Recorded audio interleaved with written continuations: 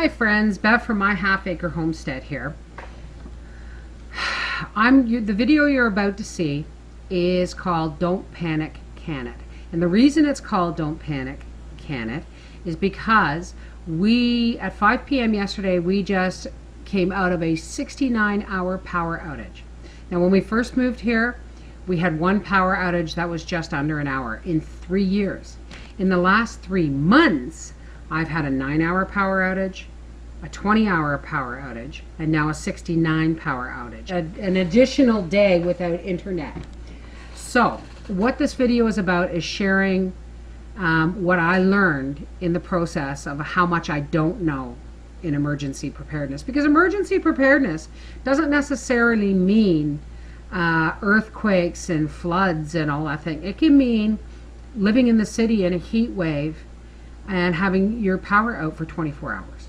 I mean, these things can, I learned that I need a rain barrel because although I can wash dishes with my pool water, I have small livestock. And small livestock, you don't want to give chlorinated water to if you live in the country, especially if they're not used to it.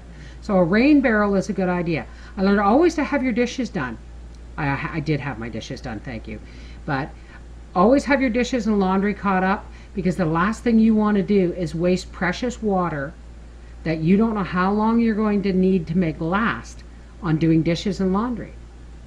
I learned that when things start thawing in your freezer, you can pressure can meat and vegetables on a barbecue. That was a good one. I really learned that one there. So I also, the upside is I always learn something when it comes out of this that I will know better for next time. I also know I need a wood stove and a power generator. A generator, if only for short term. I need a wood stove because if this had happened in winter, there was no way we would have been able to stay in our own home. So anyway, this is called Don't Panic, Can It? And I hope you get as much out of the video as I did experiencing the whole thing. Anyway, this is Bev from My Half Acre Homestead, and we'll see you in a minute.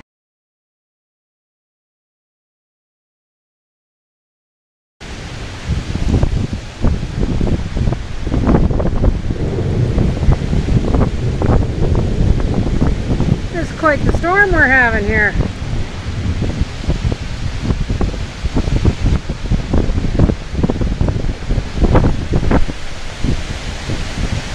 Woo! Nelly, that's nasty.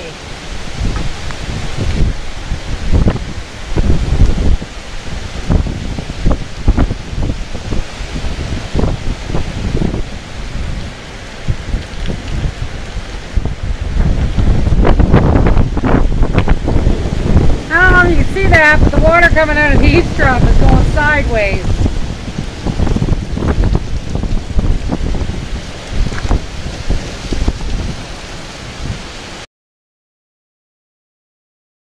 Well, folks, it's been raining, as you can, I don't know if how well you can see, pretty hard. But here, I'm going to let my husband take this for a second. Don't close it, it's... Why do you want him upstairs? Just a second.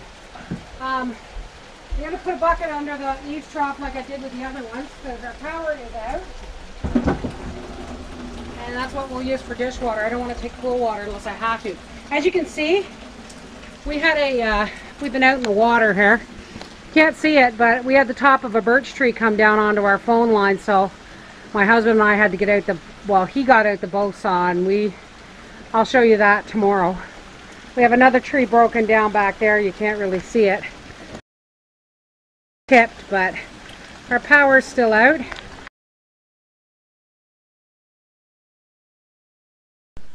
Well, folks, the power's been out now for about 18 hours. And again, they're saying they don't know when it's going to come back on. So I may have to break up the old barbecue to can the rest of those beans.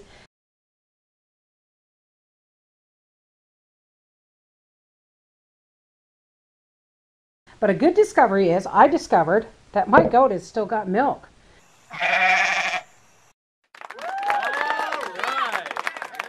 So what I've done is I've separated the babies, which are weaned from her. They've just been keeping her going.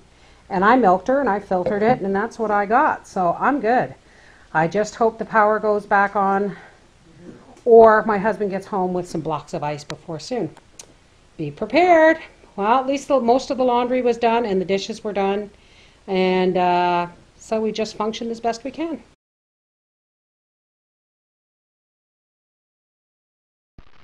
Okay, here it is, folks. I have 6 jars in the bottom and 3 in the top.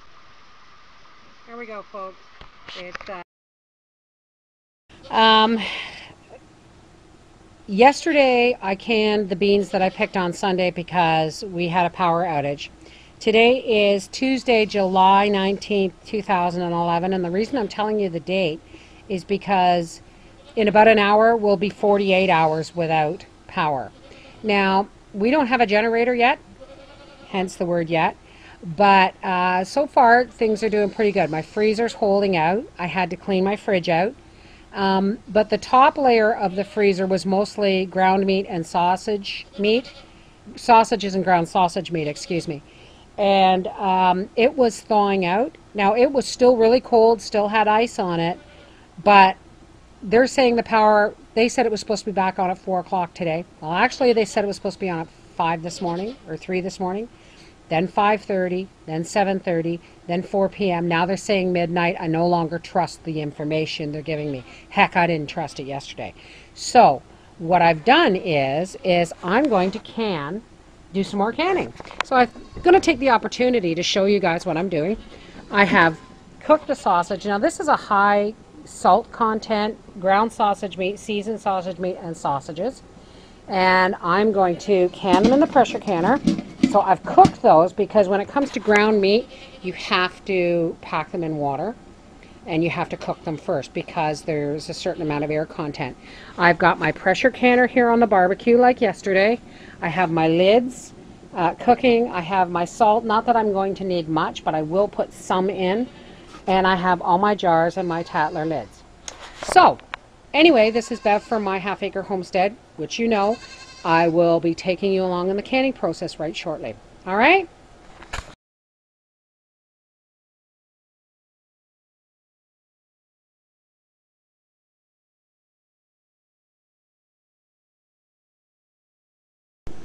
Okay, I just wanted to show you that I have in here another jar of sausages, but I've actually used some of the water that I cook them in so that I don't waste any of the flavor. Now, I'm going to use mostly water from the kettle to do this, but I wanted to use up that water too, just so I didn't waste it. All right, we'll be back.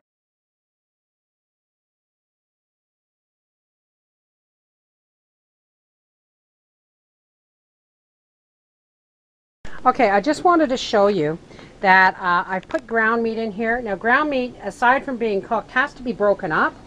And so I just want to let you know because, like I said before, it may have air pockets in it. So I've got 2 jars of ground meat here I'm doing. And again, we always, always, always release the air bubbles with a spatula. All right. Okay, folks, here it is. I have 1, 2, 3, 4, 5, 6, 7 jars in here.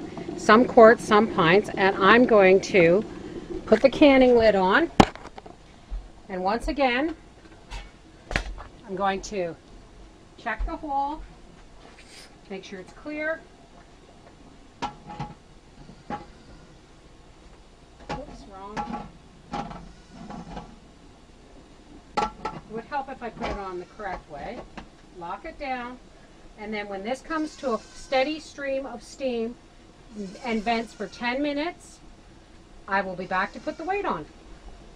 I'm going to process this at 10 pounds pressure, which is this weight, 10 pounds pressure for 1 hour and a half. That will be 90 minutes. And as you can see, there's already a stream of steam. So now I'm going to start timing for 10 minutes. All right, folks, my steam has been venting for 10 minutes. I'm going to put this on, and the amount of pressure that's coming is going to start jiggling awfully soon, and I'm going to have to turn it down.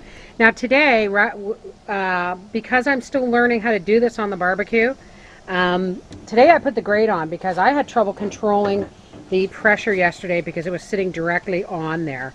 This little thing, I forgot to tell you before, this is a safety measure that if for some reason I got knocked on the head by my dog or something and I passed out, this here would pop if the pressure got too high and release steam. Okay, so anyway, as soon as this begins to joggle, we'll start time.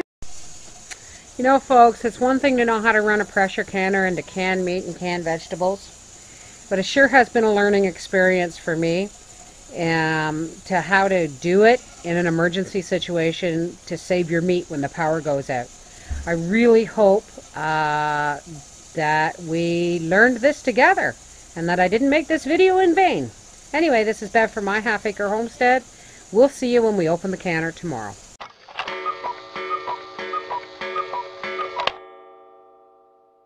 Well, there it is, folks. Canned goat sausage and canned seasoned goat meat. I had to wait until now to show it to you because I didn't have enough natural sunlight to do the rest of this video. And I've even gotten a bucket from the swimming pool and given myself a shampoo, which my hair's still wet, and a shower. A 2-bucket shower is what I had. And I'm feeling a little more human now.